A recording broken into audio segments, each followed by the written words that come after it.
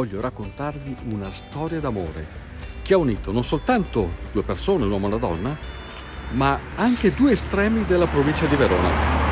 Perché io adesso sono a Bosco Chiesa-Nuova, ma questa storia parte anche da Bonferraro, una frazione di Sorgà, nel cuore della Bassa Veronese. Ed è una storia che si è concretizzata qui, in questa macelleria. Ma cosa ci fa una di Bonferraro a Bosco Chiesa-Nuova?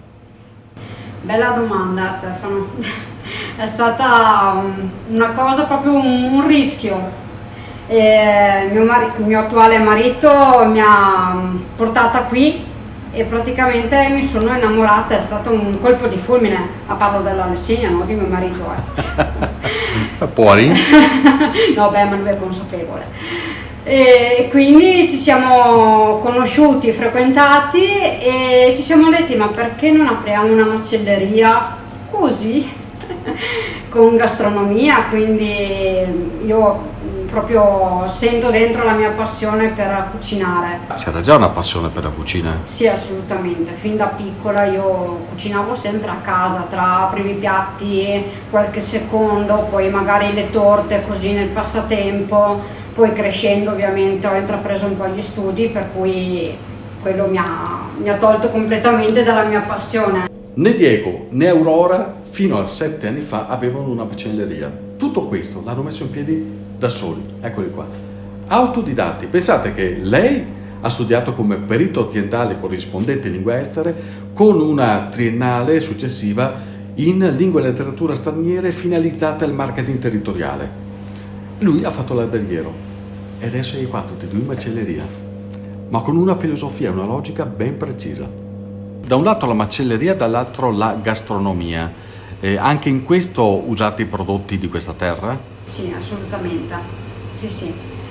Proprio prettamente la carne, sicuramente. Quindi partiamo dalla scottona di manzo, quindi scottona bovina, il vitello, quindi la carne bianca, e poi appunto la gallina grisa, la pecora brogna. Per quanto riguarda la pecora è di razza brogna della Lessigna, quindi è un prodotto d'eccellenza legato strettamente al territorio, e rivalorizzarla, diciamo, dal pascolo al piatto finito per me è stata una grande sfida. E tra l'altro della pecora brogna faccio anche il ragù. Non esisteva, diciamo, un ragù vero e proprio, quindi anche quella per me è stato un fulmine a ciel sereno.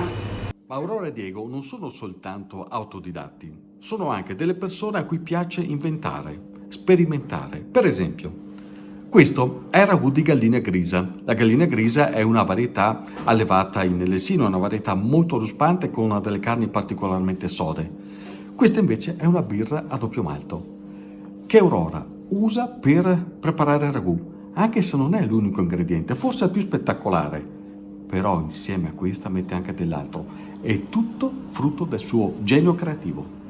La grisa della Lessigna, esatto, è un allevamento biologico, è una razza, dovrebbe essere americana e francese, quindi si tratta di un pollo robusto e la sua carne è praticamente magrissima. E per questo nel mio ragù di gallina grisa ci vado a mettere una birra a doppio malto e anche della senape, proprio per pronunciare un po' di più il sapore e renderlo un po' più stuzzicante.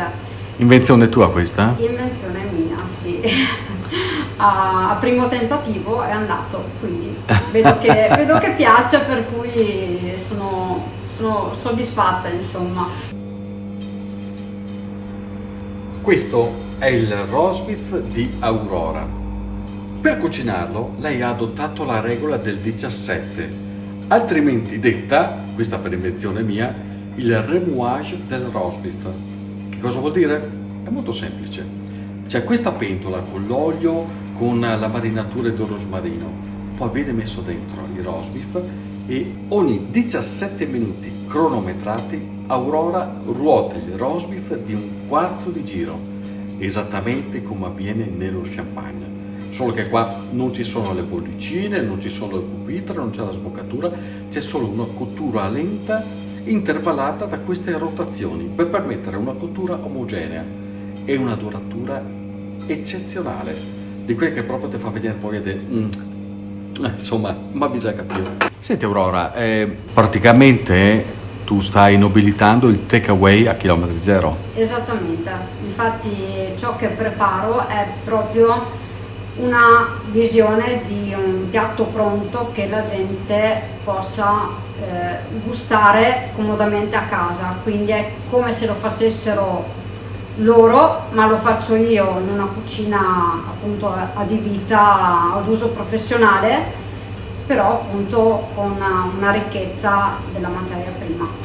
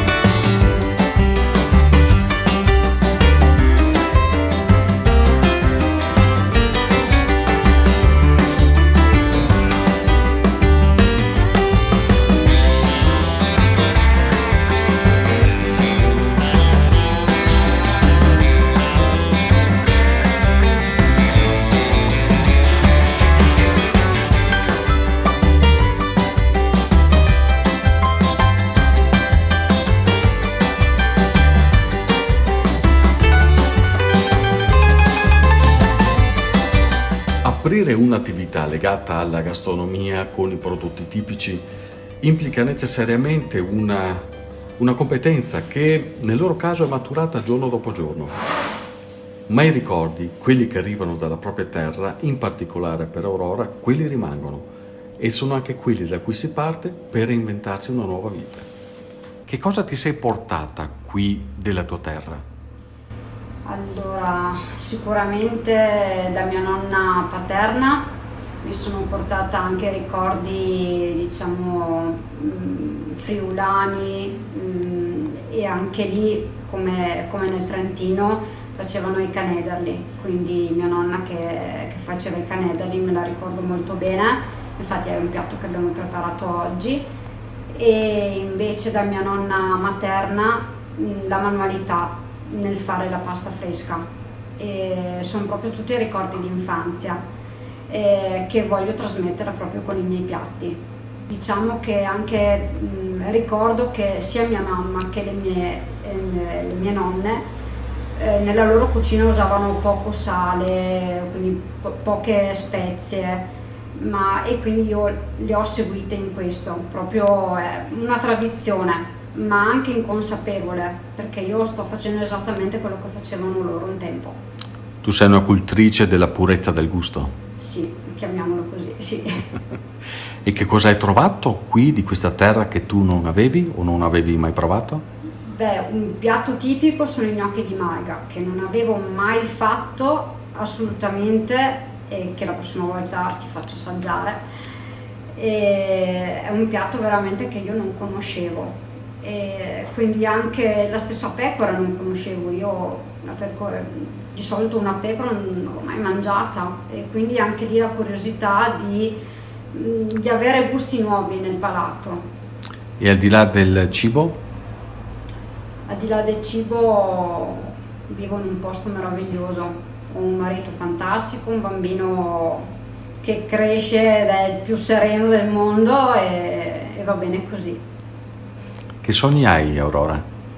Beh, se posso dire, vorrei finire un paio di mutui giusto per vivere un po' più tranquilla, ma si sa insomma che è così, però sogno veramente una realizzazione della mia persona, del lavoro che stiamo facendo con tanta passione e sacrifici, che venga ripagato e soprattutto accontentare chi viene a trovarci.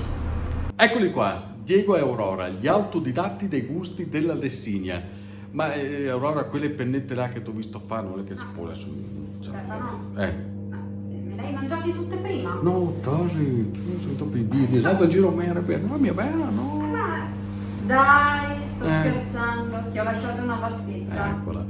Take away. Ragazzi, grazie per aver ascoltato questa bella storia e grazie ad Aurora per avercela raccontata. Ci vediamo alla prossima cantirata. Venite. Ciao per stavolta. Grazie. E ciao ragazzi.